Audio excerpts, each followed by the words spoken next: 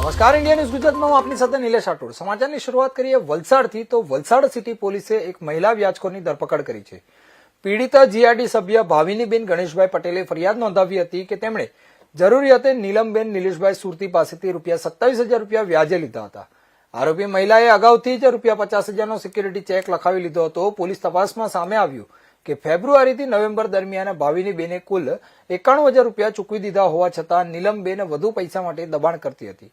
Phone પર અને રૂબરૂ મળીને જાનથી મારી નાખવાની ધમકીઓ પણ આપતી હતી। ત્રાસથી કંટાળીને ભાવિનીબેને પોલીસનો આશરો લીધો હતો। વલસાડ સિટી પીઆઈની ટીમે ભારતીય નાગરિક સુરક્ષા સંહિતા અને ગુજરાત નાણાં ધીરનાર અધિનિયમ હેઠળ ગુનો નોંધી નીલમબેન સુરતીની ધરપકડ કરી છે। ડીવાયએસપી ભાર્ગવ પંડ્યાએ વ્યાજખોરો સામે કડક કાર્યવાહી ચાલુ રાખવાની ખાતરી આપી હતી। આજે વલસાડ સિટી પોલીસ સ્ટેશનમાં આકામના ફરિયાદીબેન ભાવિનીબેન ગણેશભાઈ પટેલ દ્વારા વલસાડ સિટી પોલીસ સ્ટેશનનો સંપર્ક કરવામાં હતો। આજે ફરિયાદીબેન ભાવિનીબેન જે છે જીઆરડી સભ્ય પણ છે। વલસાડ સિટી પીઆઈને સમક્ષ એમણે એવી રજૂઆત કરી હતી કે જે આકામના આરોપી નીલમબેન નિલેશભાઈ સુરતી પાસેથી એને કેટલોક સમય પહેલા ₹27,000 જે છે એ કોઈ કારણસર વ્યાજે લીધેલા, એમને પૈસાની જરૂર હતી એટલા માટે, અને તેને માસિક ₹9,000 પેટે એમને પૈસા પરત કરવાની બંને વચ્ચે વાતચીત થયેલી હતી।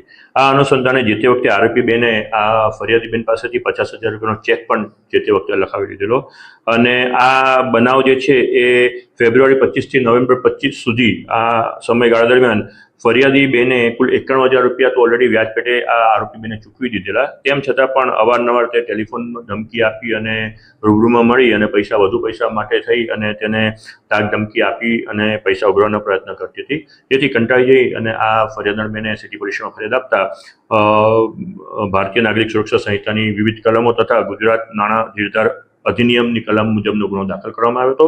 આ અનુસંધાને આરોપી બેન જે છે નીલમબેન એની ધરપકડ કરવામાં આવી છે અને વિશેષ તપાસ ચાલી રહી છે। સરકારશ્રી દ્વારા પણ ઊંચા વ્યાજખોરો વિરુદ્ધ કડકમાં કડક કાર્યવાહી છે તે બાબતે ઝુંબેશ સ્વરૂપે કાર્યવાહી કરવાની સૂચના છે।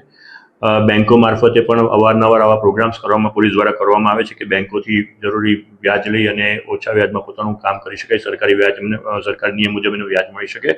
જે આવા ગેરકાયદેસર રીતે ઊંચા વ્યાજ લેનારા નાણાં ધારકો છે એઓ કોઈ પણ પ્રકારનું લાયસન્સ ધરાવતા નથી અને પબ્લિક જે છે એને વ્યાજ માટે થઈ અને એમને ધાકધમકી અને બળજબરી કરતા હોય છે।